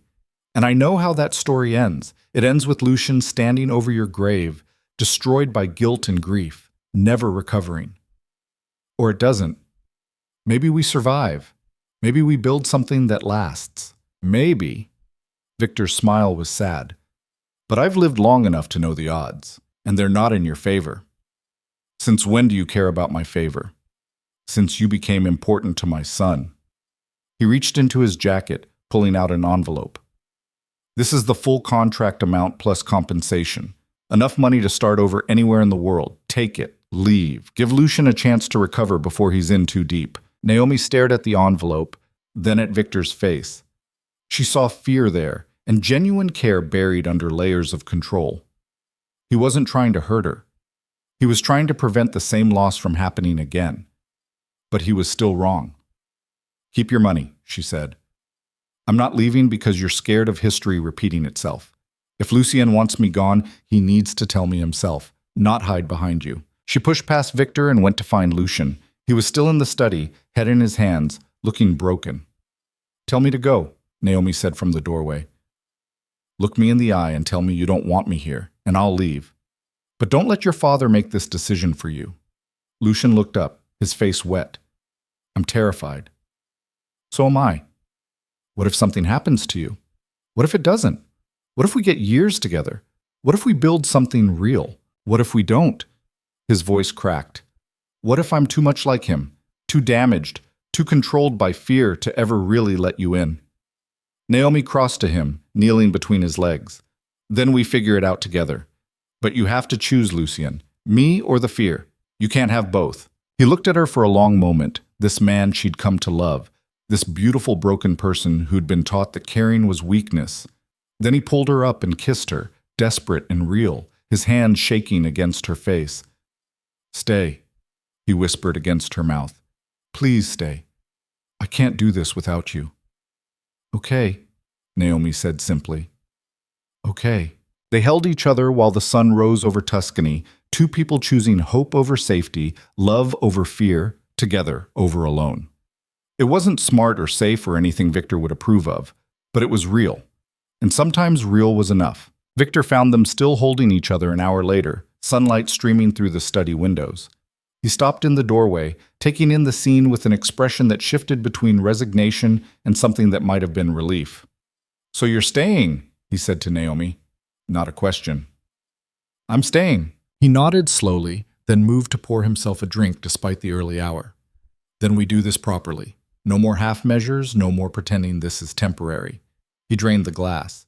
If you're going to be part of this family, you need to understand what that means. The real version, not the performance we've been selling. I'm listening, Naomi said. Victor sat across from them, and for the first time since she'd met him, he looked almost vulnerable. The Duca business has legitimate operations. Shipping, real estate, investments. But there are also elements that exist in gray areas. Not illegal, but not entirely clean. I've spent 20 years trying to shift everything into the light, but that kind of transformation takes time and creates enemies. Like the Benedetti family, Lucian said. Among others, there are people who profit from instability who'd rather see us fail than succeed in going legitimate. Victor's gaze moved to Naomi. If you stay, you become a target for anyone wanting leverage against us. Last night won't be the last time someone tries to use you. I understand. Do you? Because understanding intellectually and living with armed security following you everywhere are different things. His voice was harsh but not unkind. I'm not trying to scare you away anymore. I'm trying to prepare you for what you've chosen. Then prepare me. Naomi sat straighter. Tell me what I need to know. Over the next hour, Victor laid out the reality of the Duca world with brutal honesty. The security protocols, the background checks on anyone in their orbit, the way every relationship would be scrutinized for weakness. He explained the threats they faced, the families who saw them as competition, the delicate balance of power that kept Florence's underworld from open warfare. The goal is to be boring, Victor said finally. To make the Duca name synonymous with legitimate business and philanthropy, so unremarkable that no one thinks we're worth targeting. But we're not there yet. Maybe we never will be. How long have you been trying? Naomi asked. Since Catherine died. Pain flickered across his face. I realized that day that the life I'd built was unsustainable. That if I wanted Lucian to survive, I needed to give him something other than violence and secrets to inherit. Lucian's voice was quiet. You never told me that. I never told you a lot of things. Victor looked at his son. I thought keeping you ignorant would keep you safe. Instead, it just made you unprepared and resentful. You think? I know. Victor stood, moving to the window. I've made countless mistakes with you, Lucian. I've been cold when I should have been warm, controlling when I should have trusted, distant when I should have been present. I told myself it was for your protection, but the truth is I was terrified of losing you the way I lost your mother. So I kept you at arm's length. And in doing so, I lost you anyway. The admission hung in the air. Lucian stood slowly, crossing to where his father stood. You haven't lost me, he said roughly. I'm right here. I've always been right here. Victor turned, and Naomi saw tears in his eyes. I know. That's what makes it worse. You stayed even when I gave you every reason to leave. Father and son looked at each other, years of pain and miscommunication between them. Then Lucian did something Naomi had never seen. He hugged his father. Victor stiffened, then slowly, carefully hugged him back. Naomi looked away, giving them privacy for a moment that clearly belonged to them alone. When she looked back, both men were composed again, but something had shifted. "So what happens now?" Lucien asked. "Now we go back to Florence," Victor said. "We announce that the arrangement between you and Miss Vale has evolved into something real. We increase security, adjust protocols, and dare anyone to try using her against us." "That's it? We just tell the truth?" "Lying takes more energy than I have left." Victor's smile was tired. "And the truth is simpler. My son fell in love with someone outside our world. It happens. We adapt." "What about Isabella?" Naomi asked. "Your engagement will proceed as planned. Isabella and I have an understanding. She knows this marriage is practical, not passionate. That's what she wants too." He looked at Naomi directly. "You might find this strange, but I can separate business partnerships from emotional connections. Isabella will be my wife in name and public appearance, but that doesn't mean I can't recognize genuine love when I see it."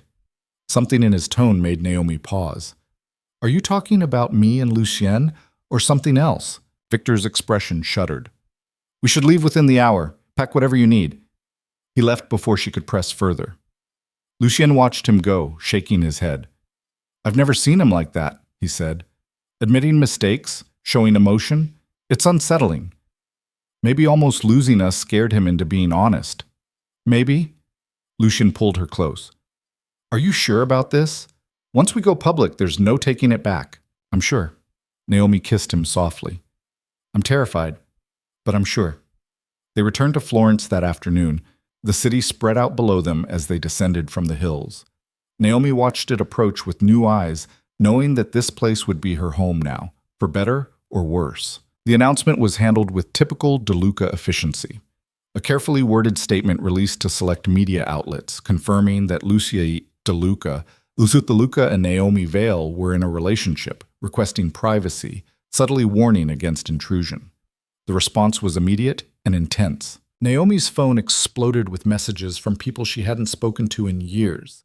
News outlets requested interviews. Her small social media presence was suddenly flooded with followers and comments, some supportive, many vicious. People she'd never met had opinions about her relationship, her motivations, her worth. "Don't read the comments," Lucien advised, finding her scrolling through particularly nasty speculation about her being a gold digger. "They don't know you. They don't matter. They think I'm using you for money. Some people will always think the worst. That's their problem, not yours." But it still stung. Naomi had grown up invisible, forgettable. Now she was hypervisible, examined and judged by thousands of strangers. The security that followed her everywhere made her feel simultaneously protected and trapped. 2 weeks after their return, Victor called them both to his office for a meeting. When they arrived, they found Isabella there as well, poised and professional. "I wanted us all to be clear on expectations," Victor said without preamble. "Isabella and I will marry next month. It will be a small ceremony, family only. I expect both of you to attend and be gracious." "Of course," Lucien said, though his tone was stiff. Isabella smiled gently. "I know this is awkward, but I hope we can find a way to coexist peacefully. I have no interest in replacing anyone's mother or disrupting existing relationships. I'm simply here to build a partnership with Victor."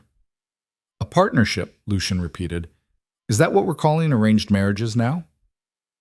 "It's what we're calling mutual agreements between consenting adults," Isabella replied calmly. "Not everything is a love story, Lucien. Some of us prefer pragmatism. Some of us have given up on love entirely, you mean." "Lucien," Victor's voice was sharp. "Isabella deserves your respect, even if you disagree with our choices." Lucien stood abruptly. "I need air." He left. Naomi started to follow, but Isabella spoke first. "Let me," she said quietly. "I think he and I need to talk." She followed Lucien out, leaving Naomi alone with Victor. He poured 2 glasses of wine, handing her one. "She's stronger than she looks," Victor said. "She'll handle him."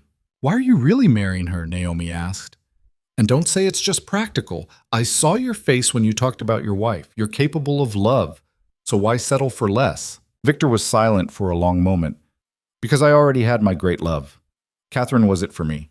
Everything after is just maintenance, keeping the machinery running. He sipped his wine. Isabella understands that. She's not looking for passion either. Her first marriage was a disaster of emotions and volatility. She wants peace and security. I can give her that. That sounds lonely. It is, but loneliness is safer than grief. He looked at her directly. You're young enough to still believe love is worth the risk. I hope you stay that young as long as possible. You're not as old as you pretend to be. Victor's smile was sad. I'm ancient in the ways that matter. They sat in comfortable silence until Lucien and Isabella returned. Lucien looked calmer and Isabella's expression was satisfied. We've reached an understanding, Isabella announced. I've promised not to redecorate his childhood bedroom, and he's promised not to sabotage the wedding. That seems fair, Victor said dryly. The wedding, when it happened, was exactly as advertised. Small, elegant, devoid of sentimentality. Naomi watched Victor and Isabella exchange vows with perfect composure, neither of them pretending this was anything other than what it was. Afterward, at the small reception, she found herself talking to Isabella on a terrace overlooking the garden. You think I'm cold, Isabella said, not unkindly. I think you're honest about what you want. That's more generous than most people would be. Isabella sipped champagne. I loved once. Completely. Destructively. It nearly killed me when it ended. I decided after that I'd rather have peace than passion. Victor offers that. Doesn't it feel empty sometimes? Sometimes. But empty is better than broken. Isabella's gaze moved to where Victor stood talking with business associates. He's a good man underneath all the control. Damaged, but good. I think we'll make each other reasonably happy. Reasonably happy, Naomi repeated. Is that enough? For me? Yes. For you and Lucien? Isabella smiled. I suspect you'll want more than reasonable, and I hope you get it. The months that followed were a strange mix of normal and surreal. Naomi returned to her studies, though now she arrived in an armored car with security waiting outside her classes.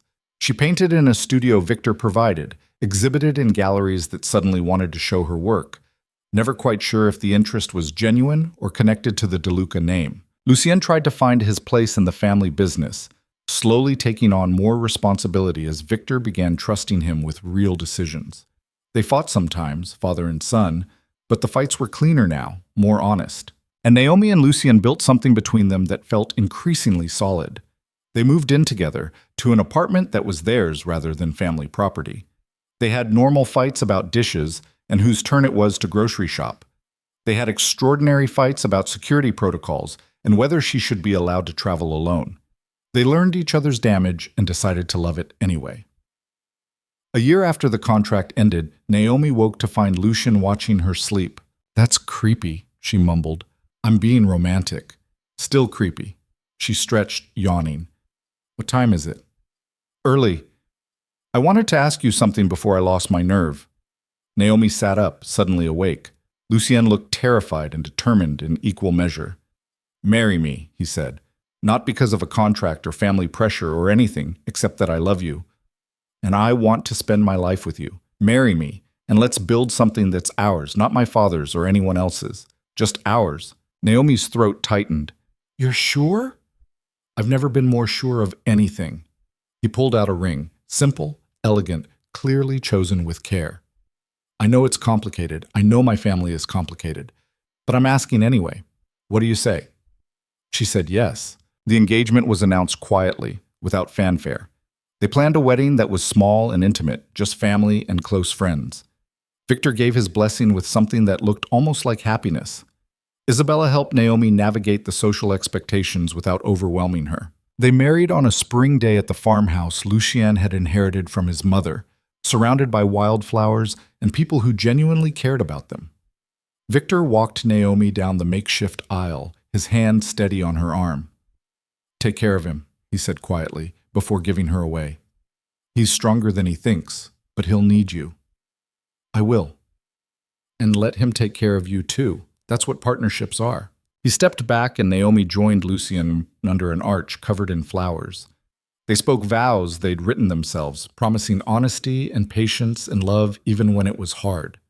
When Lucienne kissed her, she tasted salt and realized they were both crying. The years that followed weren't easy, but they were real. Naomi's art career flourished on its own merit, her work exhibited internationally, her name becoming recognized separate from the Duca family. Lucienne slowly transformed the family business, shifting more operations into legitimate ventures, establishing a foundation that funded arts education and provided opportunities for students like Naomi had been. Victor gradually stepped back from day-to-day operations, trusting Lucienne to lead, offering guidance when asked, but no longer controlling every decision. His marriage to Isabella remained what it had always been: cordial, functional, lacking passion, but not kindness. They built a life together that worked for both of them, even if it wouldn't work for anyone else. And through it all, the relationship between Victor and Lucienne slowly healed. It was never perfect. Too much damage had been done for perfect. But it became honest. They learned to talk without defensive walls, to admit mistakes, to ask for help. 3 years into the marriage, Naomi discovered she was pregnant. The news terrified both her and Lucienne in ways they hadn't anticipated. They'd been so focused on building their relationship, they hadn't fully considered what came next. "What if I'm like my father?" Lucienne asked the night they found out, his voice small. "What if I can't show emotion, can't be present, can't give this kid what they need?" "Then we figure it out together," Naomi said. "You're not him, Lucienne, you're you. And you feel everything too deeply, remember? That's not going to change just because you're a parent. What if something happens to you? What if everything's fine?" Naomi took his face in her hands. "We can't live in fear of worst-case scenarios. We just have to trust that we're strong enough to handle whatever comes." When they told Victor, his reaction surprised them both. He went very still, his eyes distant. "A grandchild," he said quietly. Then, more firmly, "You'll be wonderful parents, both of you." "How do you know?" Lucienne asked. "Because you've already learned the lesson it took me too long to understand. That love isn't weakness. It's the only thing strong enough to matter." Victor stood, crossing to them.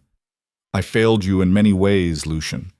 I let fear make me cold and control make me distant, but you," his voice caught, "you've already chosen differently. You've chosen to be vulnerable and open and present. That's what makes a good parent." He hugged them both, and Naomi felt him shaking slightly, this man who'd spent so many years locked inside his own armor, finally letting himself feel without apology. The pregnancy was healthy and uneventful, which somehow made Naomi more anxious. She kept waiting for disaster, for the other shoe to drop, for violence or loss to find them. But it didn't. Days turned to weeks, turned to months, and nothing terrible happened. Their daughter was born on a summer evening, small and perfect and screaming with remarkable lung capacity. They named her Catherine, after Lucienne's mother, and when Victor met her for the first time, he wept openly. "She looks like her," he said, holding the baby with careful reverence. "Like my Catherine. Same eyes." Isabella stood beside him, her hand on his shoulder, and for the first time Naomi saw genuine emotion between them. Not passion, but something deeper. The shared understanding of what this moment meant. Parenthood transformed them in ways neither expected. Lucienne became fiercely protective and surprisingly tender, comfortable with the emotional vulnerability that terrified him everywhere else. Naomi discovered strengths she didn't know she had, learned to trust herself in ways she'd never managed before. And Victor, the controlled and distant patriarch, melted completely around his granddaughter. He visited constantly, brought ridiculous gifts, sat for hours just watching her sleep. Isabella joked that she'd lost her husband to an 8-pound dictator. "I never thought I'd get this," Victor admitted one evening, holding Catherine while Naomi and Lucienne collapsed on the couch in exhaustion. A second chance at family, at being present for the moments that matter. "You're doing great, Father," Lucienne said, his eyes half closed. "I'm doing better than I did with you. That's a low bar, but I'll take it." 2 more children followed over the next 5 years, a son they named Marco, and another daughter, Sophia. The house filled with noise and chaos, and the particular brand of exhaustion that comes from loving small humans who need everything all the time. The Duca family business continued its transformation. Under Lucienne's leadership, they divested from questionable ventures, invested heavily in community development, became known for philanthropy rather than power plays. It took years and wasn't always smooth, but slowly, the family's reputation shifted. Victor lived to see his grandchildren grow into remarkable young people.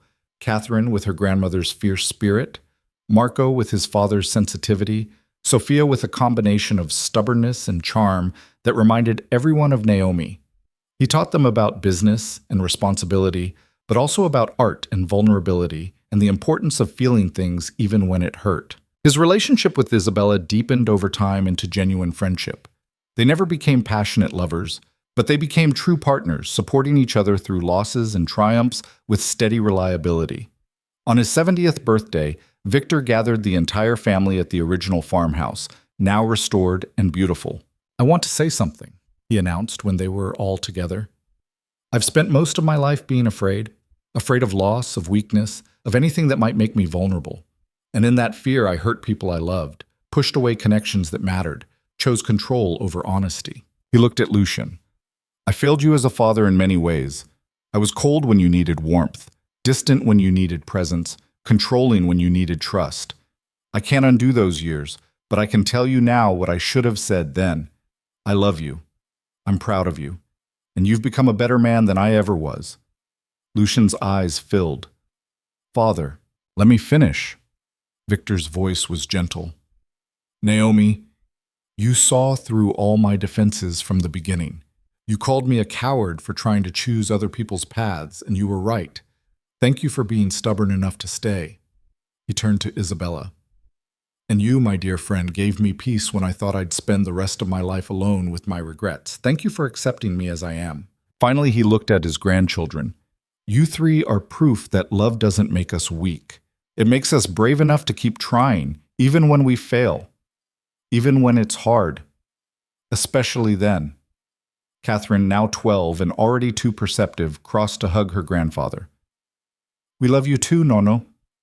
The other children joined, and soon Victor was surrounded by family, this man who'd spent so many years alone by choice, finally allowing himself to be loved without reservation. That night, after everyone had gone to bed, Naomi found Victor sitting on the porch, looking at the stars. "You did it," she said, sitting beside him. "You got your second chance." "We all did." He glanced at her. "You know, when I hired you all those years ago, I thought I was solving a problem, creating a useful fiction to protect the family image. Instead, you created a whole new set of problems." Victor laughed. "True, but they were the right problems, the kind that make you grow instead of shrink." He was quiet for a moment. "I think Catherine would have liked you. My Catherine. She would have approved of how you refused to let fear dictate your choices. I was terrified most of the time. But you stayed anyway. That's courage. Not the absence of fear, but the refusal to let it win." He stood, stretching. "I'm an old man now, too old to stay up stargazing, but I'm glad we had this talk." "Me too." He paused at the door. "Thank you, Naomi, for saving my son, and in doing so, saving me too." Victor lived another 10 years, long enough to see Catherine graduate university, Marco discover his passion for architecture, Sophia start her first gallery exhibition. He danced at Catherine's wedding, gave advice to Marco when his first business venture failed, told Sophia that her art was good enough to stand on its own without the family name. When he died, it was peacefully, in his sleep, with Isabella holding his hand. The funeral was massive, a testament to how many lives he'd touched, how much the family had changed from its darker roots. Lucien delivered the eulogy, his voice breaking multiple times. "My father was complicated," he said. "He made mistakes. He hurt people he loved out of fear and the misguided belief that control could prevent loss. But he also taught me the most important lesson I've ever learned, that it's never too late to change, never too late to choose honesty over comfort, vulnerability over safety, love over fear." He looked at Naomi in the front row, their children beside her, and his voice steadied. "He gave me everything, not just wealth or position, but the example of what it means to keep trying to be better, even when you're certain you've failed. That's his legacy. Not the business, not the power, but the courage to keep loving even when it terrifies you." After the funeral, the family returned to the farmhouse. It had become their gathering place, the spot where all the important moments happened. They sat together, sharing memories, crying and laughing in equal measure. He was proud of you, Isabella told Lucien quietly. He told me constantly how you'd taken everything he'd built and made it better, cleaner, more honest. I just finished what he started. No, you did what he couldn't. You let people in. You built a life based on love instead of fear. Isabella smiled. That was all you and Naomi. Years continued to pass. The children grew into adults with their own lives and loves. Catherine became a lawyer specializing in corporate ethics, determined to keep the family business transparent. Marco built sustainable housing for low-income families. Sophia's art gained international recognition, her work exploring themes of family, legacy, and the courage it takes to choose your own path. Naomi's career flourished well into her 50s, her later work considered even stronger than her early pieces. She taught at the same university where she'd once struggled as a student, offering scholarships to young artists who reminded her of herself. And Lucien transformed the Duca empire completely. What had once existed in moral gray areas became a model of ethical business practice. He established foundations, funded community programs, used the family's resources to create opportunities rather than consolidate power. On their 30th wedding anniversary, Naomi and Lucien returned to the palazzo, where they'd first met, the same suite where Victor had laid out a cold business proposition that had somehow transformed all their lives. "Do you ever regret it?" Lucien asked, standing by the same windows where his father had stood 3 decades earlier. "Saying yes to that insane arrangement? Never." Naomi joined him, lacing their fingers together. "It was the best terrible decision I ever made." "Terrible?" "I was broke, desperate, and agreed to fake a relationship with a stranger for money. That's objectively a terrible decision." Lucien laughed. "Fair point, but it led to this. To you, to our family, to a life I never imagined I could have." She leaned against him. "Your father was right about one thing. Love is dangerous. It makes you vulnerable. But he was wrong about the conclusion. That vulnerability isn't weakness. It's the bravest thing we can choose." He figured that out eventually. He did. Just took him a while. They stood together, watching Florence spread out below them, the city where their story had begun and continued. The palazzo had new owners now, the suite transformed, but the view remained the same. "I love you," Lucien said quietly. "Still. Always." "Still and always," Naomi agreed. They'd built something extraordinary from an impossible beginning, a family that chose honesty over image, love over control, vulnerability over safety. It hadn't been smooth or easy or anything close to perfect. There had been fights and failures, moments of doubt and fear that nearly broke them. But they'd survived. More than survived. They'd thrived. And in the end, that was the truth that mattered. Not that love conquered all or that happy endings were guaranteed, but that choosing each other every day, even when it was hard, especially when it was hard, created something strong enough to last.